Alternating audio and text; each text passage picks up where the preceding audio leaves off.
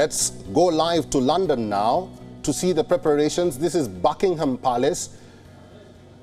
The King will depart from Buckingham Palace all the way to Westminster Abbey, where he will be crowned officially as the King of the United Kingdom and the leader of the England Church. As you can see, people have already started streaming the streets to take a view of this historic event. It's a once-in-a-lifetime event. If you catch a glimpse of the event, you must be very lucky, because the last such event was held almost 75 years ago. So you can imagine the feeling, the euphoria that Britons and people across the world have towards this day. Okay, so it's a historic day in the United Kingdom. King Charles III will be crowned at Westminster Abbey in a ceremony full of pomp, pageantry, and solemn religious significance. As you can see there, this is the guard preparing themselves to usher in their new king. He became monarch of the United Kingdom and 14 other realms after the death of his mother, Queen Elizabeth II, in September last year. For the best part of 1,000 years, the kings and queens of England and Britain have been crowned at Westminster Abbey in a ceremony that has changed little throughout the centuries. The coronation ceremony will begin at 10:00 GMT after a procession from Buckingham Palace. It is said to be 2 hours shorter than that of his mother 70 years ago, which was almost 4 hours. A much larger procession will depart the Abbey, made up of armed forces from Britain and across the Commonwealth. The King and Queen will travel in a gold state coach, which was commissioned back in 1760. Charles will take an oath to uphold the law and to lead the Church of England. Sitting on the historic coronation chair, known as St. Edward's Chair, and containing the Stone of Destiny, he will be anointed by the Archbishop of Canterbury, the spiritual leader of the worldwide Anglican Communion, with holy oil consecrated in Jerusalem. It is the center point of the ceremony and signals the conferment of God's grace on the sovereign.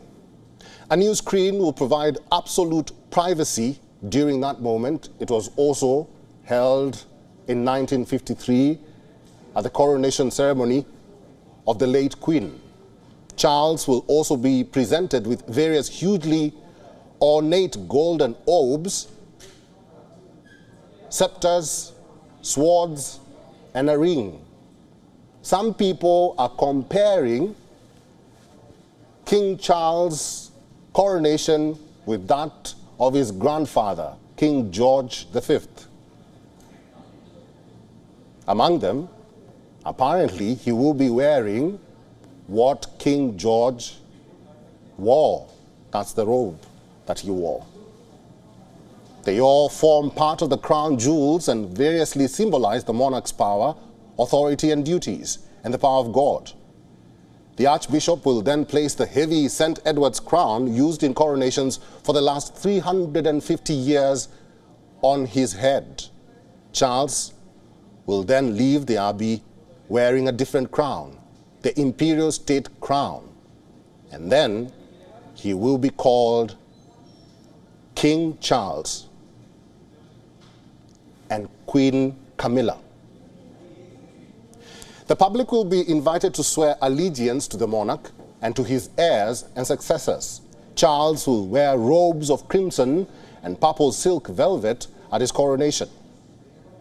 Like I mentioned, the robe could be similar to that of King George V. Now, Charles's second wife, Camilla, whom he married in 2005, will also be separately crowned queen during the ceremony, and like her husband, anointed by the Archbishop of Canterbury. She will be crowned using the crown of Queen Mary, commissioned and worn by the consort of King George V for the 1911 coronation. This is being reset with diamonds from Queen Elizabeth's personal jewelry collection as a tribute to the late Queen. And like I mentioned, we are just a few hours away from this grand procession where Charles will emerge from Buckingham Palace all the way through the Mall to Westminster Abbey. And the coronation event is expected to last for about 2 hours, as compared to the 1953 coronation of Queen Elizabeth II, which lasted for 4 hours. And by the way, during that time, the event was not very public. By very public, I mean it was the first ceremony to be televised, although muted. So like I mentioned, a few hours from now, Charles and Camilla will emerge from Buckingham Palace, head to Westminster Abbey. They will be crowned King and Queen, respectively, by the Archbishop of Canterbury.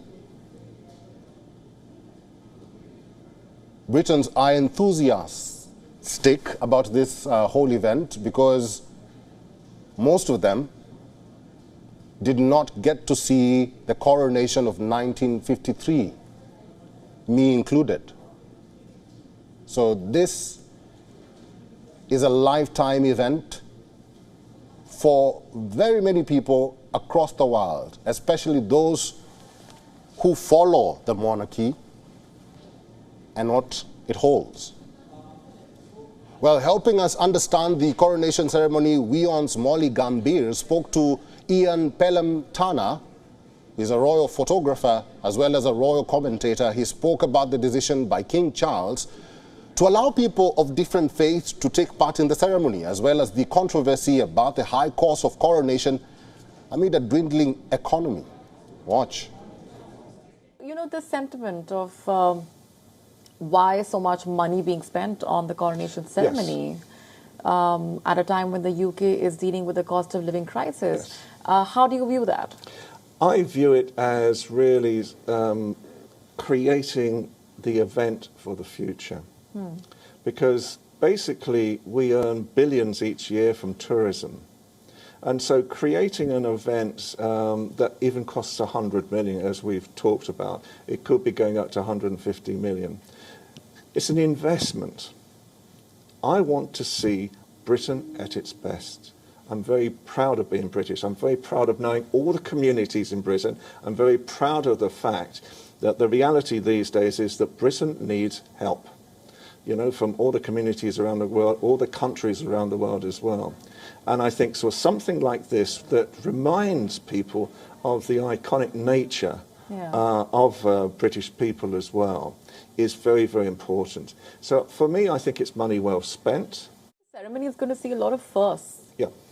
There's a swearing of the allegiance as part of the chorus of millions. So for the first time, members of the public will be invited to be a part of the ceremony in that way. We're also seeing female clergy playing an important role, so on and so forth. What do you make of that, and what is the messaging here? I think it's really important because one of the first things that will happen that hasn't been talked about much is that as King Charles walks into Westminster Abbey, he will talk to a young person. And it's been scripted already because he is trying to say that I will talk to young people now as well. And there's a particular sentence, which I can't remember for a second, but there's a particular sentence that this young man will say back to the king. And so the whole of this service has really been designed to actually highlight as many of the communities as possible. I think he is very keen. I'm surprised because at one stage he wanted to swear an oath of allegiance to all communities, and he's had to sort of swing it back to the Church of England. But even now, to actually get over that, because they wanted to do that as well, then they've brought in so many other religions as well, and so many Asian communities as well, to actually talk about their bit as well. So there's a lot of significance happening tomorrow. WION is now available in your country. Download the app now and get all the news on the move.